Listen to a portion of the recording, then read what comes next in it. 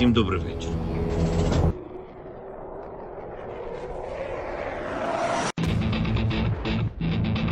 On behalf of the brave, on behalf of every father and every mother who waits for freedom, on behalf of our warriors, and paves the way for a new history.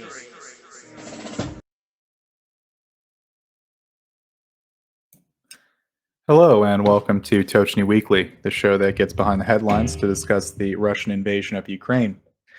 We have a good show for you this week. It's going to be first me presenting the news, as I always do. That'll be followed by our German aid to Ukraine report. That will be followed by a report by our contributor Bianade about the reconstruction efforts in Ukraine. And then we'll have a segment with a guest that we're going to bring on to discuss Russians who are often, as YouTube likes to say, taking a nap in Ukraine. So those are the segments we'll have this week. We want to thank everyone for tuning in. Definitely, if you're a new listener who came from Jake Bro's audience, we definitely appreciate you being here. We interviewed Jake Bro on Wednesday, as another Ukraine YouTuber. Had a nice interview with him. We really enjoyed it. We hope to have him back on at some point. So yeah, if you missed that, definitely check it out. If you want to see future interviews from us, we don't do a lot of interviews, but we try to have them on Sunday if possible. But sometimes it's better for our guests if we do it on a different day, like in this case. So by subscribing to the Tochnyi YouTube or the Twitter, we'll give you guys updates about when we do those interviews. So thanks so much. Of course, we are on Twitter. We're on Blue Sky. You can follow us there. We post some updates. A lot of our contributors who write articles will post like threads or summaries, or at least they'll mention when they publish an article. So it's a good source to keep up to date on everything our researchers are doing. So I think that's about it for my introduction. So I'll go ahead and jump right into the news. These are the main headlines as of December 1st, 2024. The Ukrainian military announced that it struck an oil storage facility in Russia's Rostov region, igniting a large fire. The attack targeted the Atlas oil depot, with reports indicating that at least 2 areas within the facility caught fire. This occurred in the Kamensky district, where local officials described it as a drone attack. The governor of the Rostov region confirmed that the industrial site had a fire and linked it to the drone attack. Media was shared capturing the blaze, with the images and footage widely circulated on social media. The targeted Atlas depot has been previously identified in Russian media as a supplier of fuel for military training operations. Ukraine's military stated that Atlas plays a role in supplying petroleum products to the Russian armed forces. This marks the 3rd attack on the facility in 2023, following earlier strikes in August. Ukraine's military intelligence agency reported the destruction of 3 advanced Russian radar systems in Crimea on November 29th. The systems targeted included 2 Podlet 48Y6K1 radars, valued at around $5 million each, and 1 Kosta 2E2 radar, costing around $30 million. These mobile systems are designed for detecting low-altitude air targets and are considered a key element of Russian air defense. The report follows an earlier claim by Ukrainian intelligence that another Podlet radar system in Crimea had been struck on November 28th. While Ukrainian officials have taken credit for both operations, no detailed information about the attacks has been disclosed, and independent verification remains unavailable.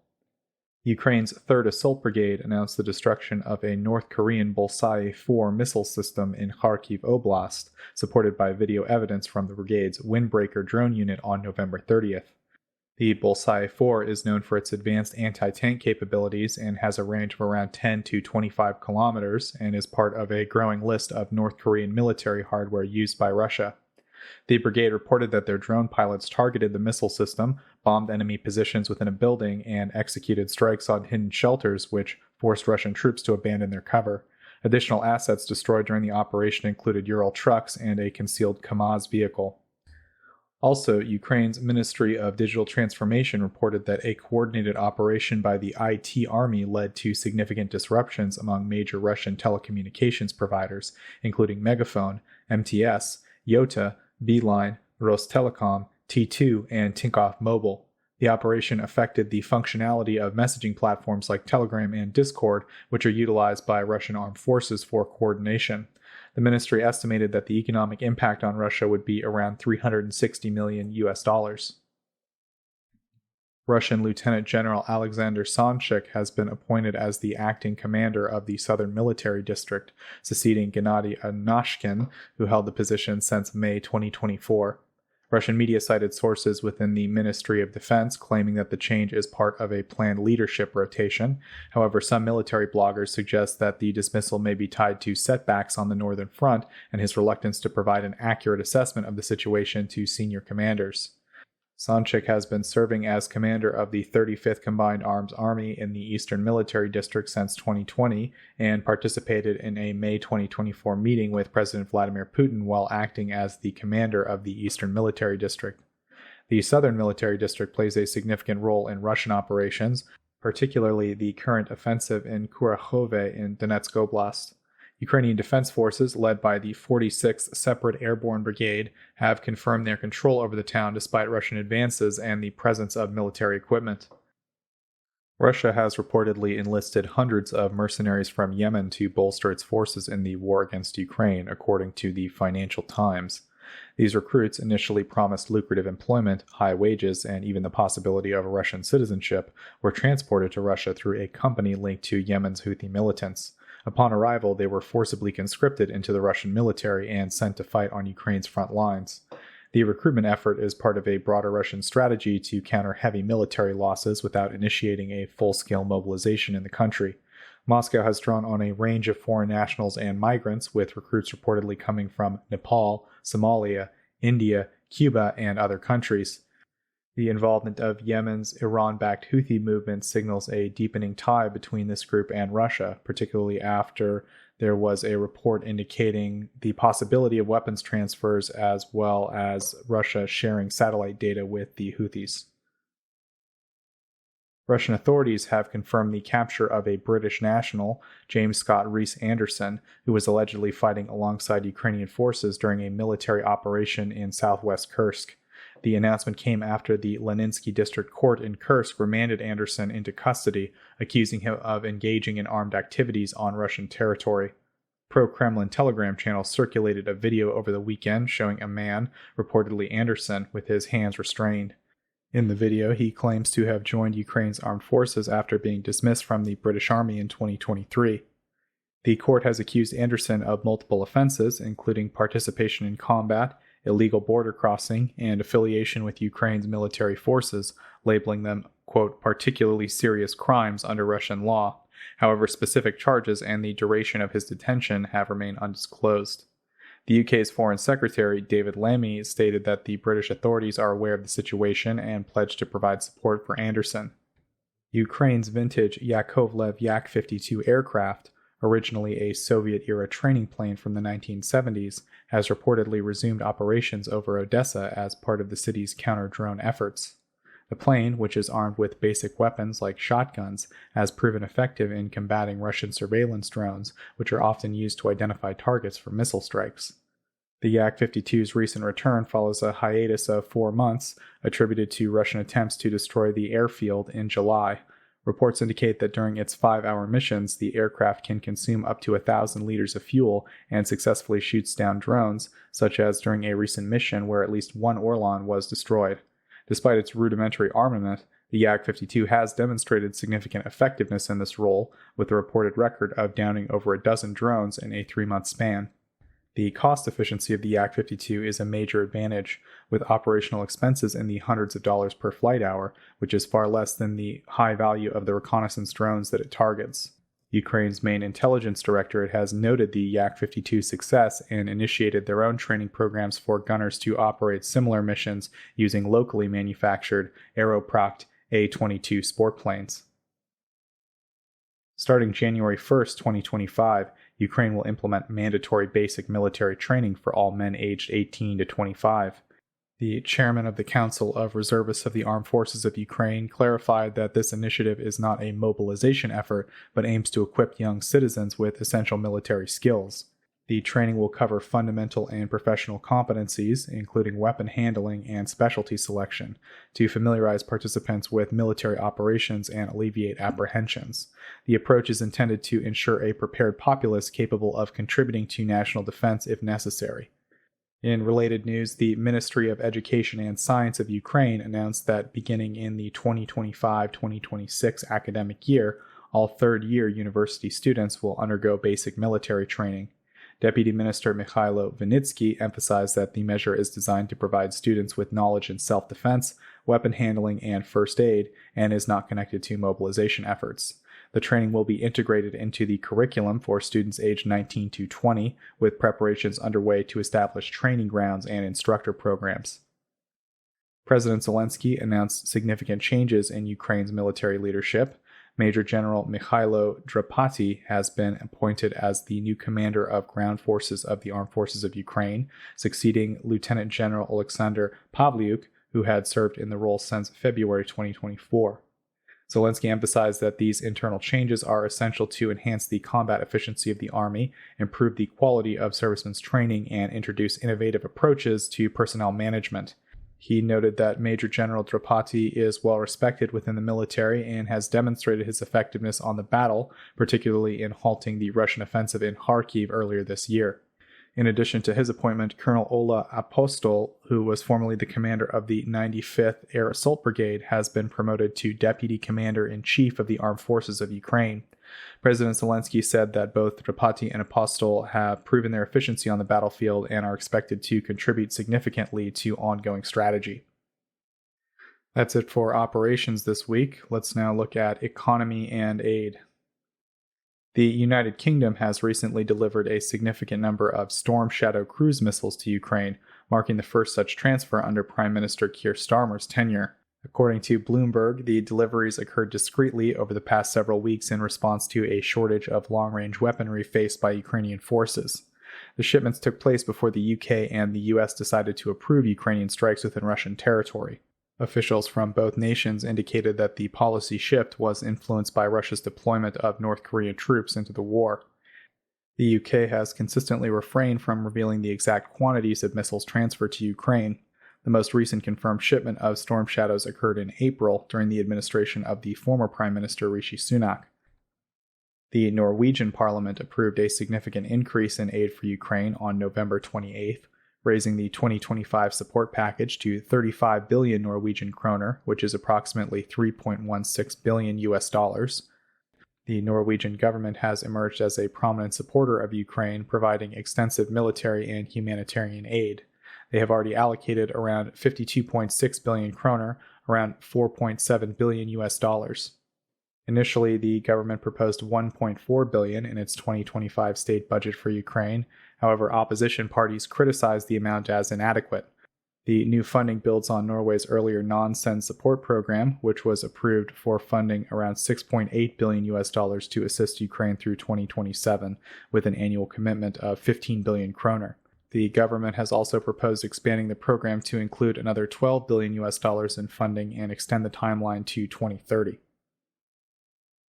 Ukraine's Ministry of Finance announced the receipt of 235 million US dollars in concessional funding from Japan, facilitated through two World Bank initiatives, the Resilient, Inclusive, and Sustainable Entrepreneurship Project and the Learning and Resilience in Education Under Crisis Project. The funding is another significant contribution from Japan, which has become a prominent supporter of Ukraine. Japan has committed over 12 billion US dollars in aid to Ukraine as of early 2024, focusing on non-lethal military support, humanitarian aid, and infrastructure recovery. Japan has also imposed sanctions on more than 1,000 Russian individuals and entities, freezing assets and banning exports to organizations linked to the war effort, including financial institutions and military companies. Under the RISE project, Japan provided a $130 million US dollar loan aimed at addressing obstacles to private sector resilience and fostering sustainable economic growth in Ukraine. The LEARN project, funded with a $105 million loan in 2024, supports educational continuity by financing shelters, school buses, and other resources necessary for safe in-person learning. These projects operate under the Program for Results framework, which ties funding disbursement to the achievement of predefined goals. Ukraine plans to secure an additional $120 million through RISE and $95 million through LEARN by the end of 2024. Ukraine has secured a $100 million loan from South Korea to support its state budget, marking the first time Seoul has directly contributed to Ukraine's fiscal needs. Ukrainian Prime Minister Denis Shmyhal stated that the funds will be allocated to the social sector to address budgetary expenses. The loan agreement is part of a broader framework signed in April between Kyiv and Seoul, allowing Ukraine to access around $2.1 billion in concessional loans over the period of 2024 to 2029. The terms include a 20-year repayment period with an annual interest rate of 1% and a 5-year grace period. The $100 million loan was formalized in October by Ukrainian Finance Minister Serhiy Marchenko through an agreement with the Export-Import Bank of Korea. Ukraine is grappling with a projected $35 million budget deficit for 2025 as the war with Russia enters its third year. To sustain its economy and war efforts, the country remains heavily dependent on external financing. A delegation from South Korea has also arrived in Ukraine to discuss further cooperation. The Biden administration is facing significant challenges in utilizing over $6.5 billion in authorized funds for weapon transfers to Ukraine as the deadline for their distribution approaches ahead of the presidential transition in January 2024. The Wall Street Journal reported that logistical and political obstacles have hindered the efficient allocation of these resources, leaving large sums unspent. Amid intensified Russian offensives, including advancements into Ukraine's Donetsk Oblast and the deployment of North Korean troops in Russia's Kursk Oblast, the Biden administration has requested an additional $24 billion from Congress. The request includes $8 billion for long-term weapon contracts for Ukraine and $16 billion for replenishing U.S. stockpiles. The administration would need to deliver over $100 million worth of weapons daily to fully allocate the remaining funds by January 20th, the date of the inauguration. The goal has been described as unattainable by congressional officials given logistical constraints. Currently, the Pentagon focuses on transferring around $500 million to $750 million packages worth of equipment monthly, prioritizing ammunition and artillery due to their ease of transport. The White House has since shifted its messaging, now emphasizing manpower shortages as a more pressing issue for Ukraine than equipment. Officials estimate that Ukraine requires an additional 160,000 troops to stabilize the front lines. Ukraine has secured a $4.8 billion loan from the World Bank under the Public Expenditures for Administrative Capacity Endurance Project, or PEACE project. Prime Minister Denis Shmyhal said that this represents the largest investment initiative in the World Bank's history, aimed at supporting Ukraine's reforms across various sectors, including social services, education, healthcare, agriculture, and reconstruction. Since the onset of the invasion, Ukraine has mobilized nearly $50 billion through World Bank mechanisms. The PEACE project plays a crucial role in sustaining Ukraine's administrative functions and public services. The substantial financial investment is expected to bolster Ukraine's capacity to implement critical reforms and maintain essential public services amid the war. Ukraine's 3 operational nuclear power plants, Khmelnytsky, Rivne, and South Ukraine, reduced electricity generation on Thursday morning as a precautionary response to recent attacks on the country's energy infrastructure. The International Atomic Energy Agency Director General Rafael Mariano Grossi announced the measures, emphasizing the heightened risk to nuclear safety. This marks the second time in less than 2 weeks that these facilities have lowered output amidst widespread military activity and ongoing air raid alarms. As a result, all 9 reactors at the 3 plants decreased their power levels, with 1 reactor at the Rivne plant disconnected from the grid. Despite the precautionary measures, external power supply remains intact at all plants, although the Khmelnytsky plant experienced disconnections from 2 power lines. Grossi expressed a deep concern over the vulnerability of Ukraine's energy infrastructure, noting its critical role in ensuring nuclear safety. While no direct damage to the nuclear plants has been reported, recent strikes have once again targeted electrical substations essential for transmitting and receiving power. These facilities were previously damaged during attacks in August, further compromising the grid's reliability. IAEA teams, which recently assessed substations across Ukraine, confirmed extensive damage that significantly reduced the grid's ability to supply off-site power to the nuclear plants.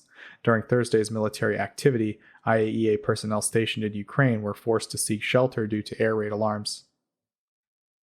Russia's central bank announced that it will halt foreign currency purchases on the domestic market for the remainder of 2024 as the ruble continues its downward trend, reaching its weakest levels since the start of Russia's invasion in early 2022. The suspension, which is effective Thursday and lasts until December 31st, is intended to mitigate the financial market's volatility. The bank indicated that these purchases would resume gradually in 2025. This is the second such suspension, following a similar move from August to December 2023 when the bank paused foreign currency buying to ease pressure on the struggling ruble. The currency recently hit a low of 113 rubles to the dollar, the weakest its value has been in more than 32 months. The ruble's devaluation has mixed implications for the Russian economy. While the finance minister noted that a weaker ruble could benefit exporters by making Russian goods cheaper on international markets, the decline also exacerbates domestic inflation. Reuters estimates that the ruble's recent fall could add 1.5 percentage points to the current inflation rate of 8.5%. In addition to halting purchases, the central bank announced plans to continue selling foreign currency through the country's sovereign wealth fund. It intends to sell an equivalent of 8.4 billion rubles daily during the second half of 2024 to stabilize financial conditions further. A new drone manufacturing plant is set to be established in Finland through a partnership between Finnish defense company Summa Defense and Ukrainian companies. The joint venture aims to address the growing demand for unmanned aerial, ground, and maritime systems for Ukraine, the European Union, and NATO. The primary goal of the plant is to enhance the production capacity of drones for military and civilian purposes, particularly those needed for Ukraine's defense efforts, while also scaling up mass production in Finland and across Europe. The project is slated to begin drone mass production by the first half of 2025. To facilitate the initiative, Summa Defense Limited will create a subsidiary, Summa Drones Limited, which will oversee the establishment of the manufacturing plant in Finland. Summa Drones will form a joint venture with Ukrainian companies, including Court, Elf Systems, Sky Assist, MPS Development, and others, and the Finnish side will maintain a controlling stake. The collaboration is seen as a strategic investment to bolster the supply chain for critical drone technologies. That's it for economics. Up next is international relations. Russia's defense minister Andrei Belousov met with North Korean leader Kim Jong-un to discuss strengthening military ties between their nations. According to North Korean state media, the visit aimed to enhance both countries' defense capabilities and foster mutual cooperations between their armed forces. Belousov acknowledged that relations between Russia and North Korea are expanding across multiple domains, particularly military collaboration, and Kim reaffirmed his unwavering support for Russia's, quote, self-defense actions in Ukraine, describing his country's alignment with Moscow as, quote, steadfast. Syrian authorities have closed Aleppo airport and blocked access to all roads leading into the city as opposition forces, spearheaded by the Islamist group Hayat Tahrir al-Sham, advanced into the area. This marks a significant change, with rebel fighters reaching Aleppo nearly a decade after Syrian President Bashar al-Assad's forces reclaimed the city in 2016. The opposition's rapid progress followed a surprise offensive targeting government-controlled settlements. Rebel commander Mustafa Abdul-Jabbar attributed their success to a manpower shortage on the government side, which has traditionally relied on Iranian support. The offensive is seen as retaliation for intensified Russian and Syrian airstrikes on civilians in rebel-held Idlib and an attempt to preempt further Syrian army attacks. In response, the Syrian army has reportedly received orders to withdraw from key areas of Aleppo overtaken by the rebels. Two military sources indicated that Russia has pledged additional military aid to bolster the Assad regime, with new equipment expected to arrive within 72 hours. And my last piece of news for this week. In Tbilisi, Georgian police are allegedly deploying chemical irritants and water cannons against pro-European Union protesters, marking a notable escalation in crowd control tactics. The demonstrations, which began on the night of November 28th, erupted after the government announced it would suspend EU accession talks until 2028. The decision follows a disputed election that saw the ruling Georgian Dream Party claim a victory amid allegations of widespread irregularities. The move has further solidified Georgia's pivot away from the EU and toward closer ties with Russia, reversing years of Euro-Atlantic integration efforts. Journalists on the ground, including Aka Zarkua, reported symptoms among the demonstrators consistent with chemical exposure, such as severe eye irritation and breathing difficulties. Zarkua noted that these effects were unprecedented in recent Georgian protests, suggesting that the substances capable of causing chemical irritation may have been added to the water used in the cannons. This shift has drawn criticism in its indiscriminate impact on protesters, bystanders, and journalists alike. On the second night of protests, police are known to have intensified their crackdown, detaining at least 107 people and employing various crowd control measures simultaneously. Observers describe the police response as unprecedented in recent years, with journalists among those targeted. Zarkua noted a significant escalation in force, stating that while law enforcement previously failed to protect journalists, they now appear to actively target them. And that wraps up the news for this week, so we will now move to the next segment.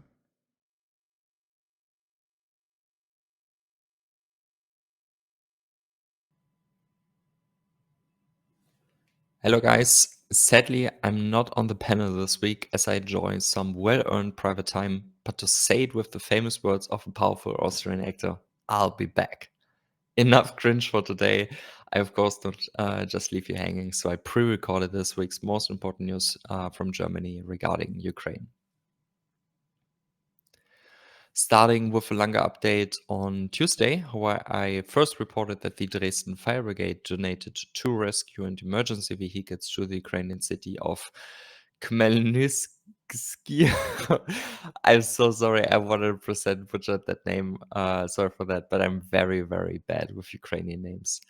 In addition, a Volkswagen Crafter with a wheelchair ramp was also donated to the by the German International Cooperation Society to the city's hospital. On the same day, I reported that the German government co-financed a project led by the New Way charitable organization, which provided 2.5 tons of solid fuel to more than 200 Ukrainian families in the Kherson region to fuel their homes during the winter. And as the last item of Tuesday, the Federal Ministry of Economic Affairs and Climate Action is making a further 65 million euros available to the Ukrainian Energy Support Fund. Ukraine is using this fund to finance spare parts and equipment for destroyed energy infrastructure. Part of the funds is earmarked for green energy transition projects. For example, critical public facilities like schools or hospitals are being equipped with photovoltaic systems and battery storage systems, which reduces dependence on generators and fossil fuels. I announced on Wednesday that the German city of Teltow, in cooperation with some partners, was able to organize a larger donation to its Ukrainian twin city, Kotyn. Currently, 96 desks and 143 chairs, which served as school furniture in Germany, are being delivered to the small town in western Ukraine, which, with a population of just 20,000 people, has taken in more than 7,000 internally displaced Ukrainians, therefore suffering under the consequences. And as the last item of this week, the German federal state of Schleswig-Holstein will make about 500,000 euros available for the procurement of solar modules for Kherson.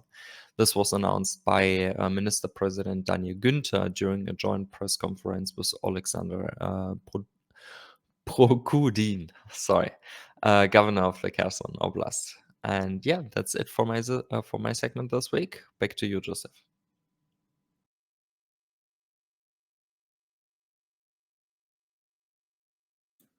Thank you, pre-recorded Germany to Ukraine.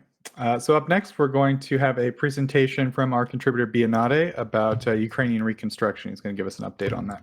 Over to you, sir. Yes, thank you. Thank you. I hope you can hear me well. For everyone who wanted to hear it, it's pronounced Khmelnytsky. So Thank you for your attempt, Maurice. Was a good try. Yeah, we will talk about reconstruction and especially rebuilding Ukraine today. I have prepared a little bit of this, and I think if we share my monitor, we can actually see something. So, all right, then let's jump right into it. So basically, there was a conference about rebuilding Ukraine in Warsaw. It was the, I think, fourth version of this conference. Yeah, under the title "Rebuilding Ukraine." So the two-day Rebuild Ukraine Construction and Energy Conference and exhibition took place in Warsaw, bringing together government leaders, international organizations, and businesses to support Ukraine's reconstruction. Organized by the Ministry of Economy of Ukraine in collaboration with the European Commission. The event aimed to accelerate recovery efforts in infrastructure, energy, and housing while fostering Ukraine's integration into the European Union. Over 5,500 participants from 30 countries, including 500 international companies and 63 Ukrainian businesses, attended the event to explore investment opportunities. On day one, we had the topic strategic priorities and partnership building. The Ministry for Development of Communities and Territories of Ukraine had critical discussions with international partners, highlighting short and long-term recovery goals. The ministry emphasized its role in coordinating efforts between government bodies, communities, and global partners to prioritize projects effectively. Yeah, we had two important points here. The first point is frontline versus the rear regions. Recovery strategies differ based on the regional needs. The frontline areas focus on ensuring access to essential services like water, heating, and electricity, while in safer regions, Ukraine can try to attract private investment and boost the local economy. And the other point is the community engagement, which is about training communities to collaborate with international organizations. It's essential to securing resources for the recovery projects, and transparency, accountability are ensured through digital tools such as a dream ecosystem. We talked about this in the last episode, and episodes actually, how we can use the dream system, and we saw how transparent it is in documenting Ukraine's recovery. The Deputy Prime Minister Marina Tenisyuk emphasized the importance of applying the Build Back Better principle to the community recovery projects. So basically, build back better, that you don't just try to bring it back to the original state, but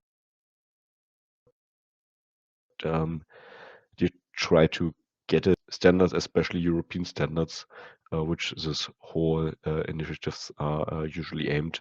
And we will see in the further reporting about this that most of these projects are basically laying the groundwork and the basework for standards which are compliant with the standards of the European Union. On day two, we had coordination and donor support. The second day kicked off with a meeting of the Ukrainian donor platform, the UDP operations group, attended by Prime Minister Denis Mihal and Deputy Prime Minister Alexei Kuleba. Mihal expressed gratitude to international partners and stressed the need for ongoing collaboration.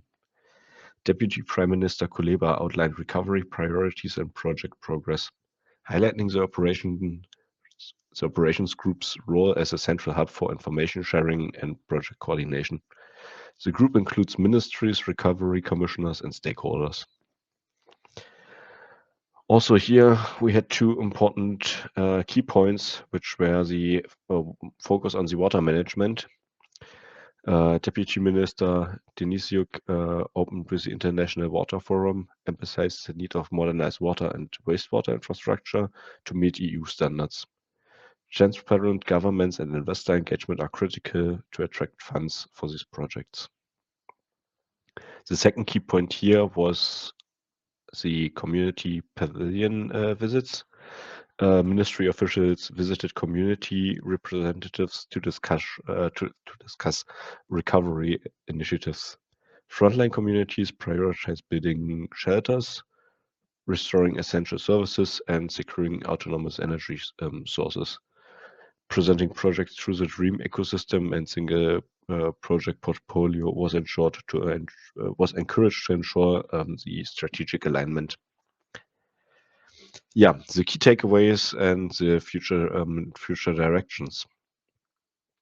The Rebuild Ukraine event highlighted the importance of public and private partnerships in recovery. Deputy Prime Minister Denisyuk stressed that projects should address community-specific needs, focusing on housing, life support systems, and energy security. Public investment management reforms and PPP projects are vital tools for Ukraine's recovery.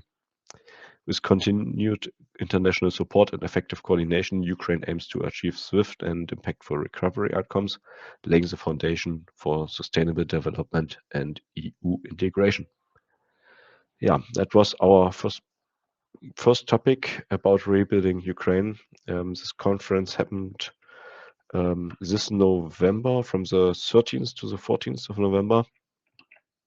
And as you can see on the website, will also happening in a similar format in 2025, also again in Warsaw, in Poland. Another story from the last weeks is that Ukraine launched a Green Transition Office with the support of the United Kingdom. Ukraine, with backing of the United Kingdom, has officially launched the Green Economy Transition Office, an independent advisory body designated to support the government in advancing green reforms under the National Energy and Climate Plan. National Energy and Climate Plan 2030 is set.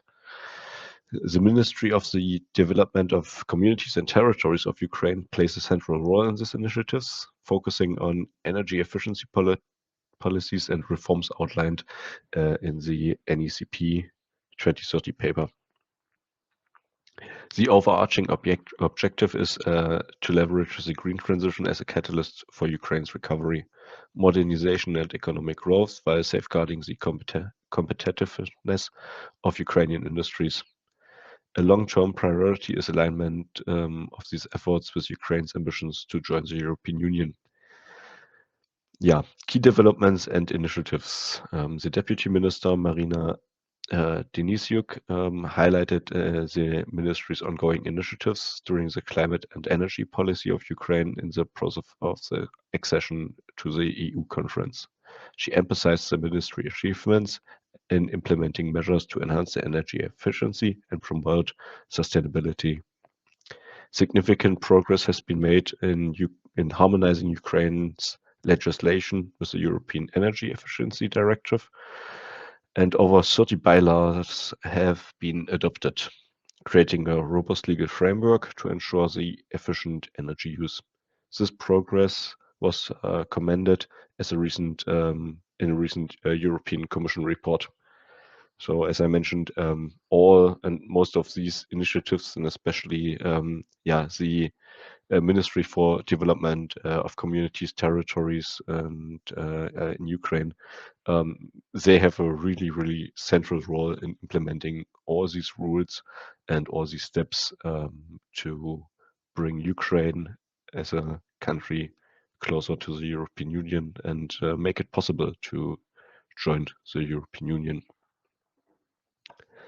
So, strengthening international cooperations. During the conference, Yulia Svyridenko, Ukraine's first Deputy Prime Minister and Minister of Economy, and Martin Harris, the UK Ambassador to Ukraine, signed a memorandum to enhance collaboration on the NCP implementation. This partnership of This partnership is part of a broader strategy towards Ukraine's energy independence, accelerating EU integration, and meet international climate commitments. The strategic goals and impacts. The NECP aims to drive decarbonization, boost investment into green economy, and foster sustainable development. The key measures include building insulation and energy efficiency, modernizing infrastructure to reduce energy consumption, renewable energy and cogeneration, expanding the use of renewable energy sources and installing cogeneration units. We also had this in a segment before when we talked about the building in Kyiv, which basically equipped their roof with solar and had an energy storage to still have an emergency, or if there's no electricity, have power for the elevators, for example. So we can see all these points outlined in these papers. We already saw in Ukraine implemented and starting to get implemented, and it's quite nice to see we have sometimes even such actual examples for this. And also the third point are smart systems and consumer engagement, introducing intelligent measuring systems and promoting behavioral changes in energy use. The behavioral changes we sadly see with all the electricity outages and now the implemented electricity plans. As far as I heard from friends in Kyiv, they have 3 hours electricity, 9 hours no electricity, then again for 3 hours electricity, and then 9 hours no electricity. That's the regular cycle now, and you have to sadly implement or change your behavior in a way so you can use the energy useful and the time with energy. Marina Denziuk emphasized that implementing the NEC is a crucial achievement for long-term economic stability and energy security. The systematic approach aims to encourage the adaptation of modern technologies, reduce energy consumption, and support sustainable growth. The launch of the Green Transition Office marks a significant milestone in Ukraine's journey towards a sustainable future, reinforcing collaboration with international partners to address global climate challenges. That's a bit about Ukraine, the rebuilding, their efforts, and how the policy go in these directions. And we will have an eye on this and watch it for you closely in the future. Talk more about this. All right. So I think we are through. We don't have any questions. I would give it back to Joseph or Erland. Thank you, Mr. Bionati. For freedom. They have our warriors and paves the way for a new history.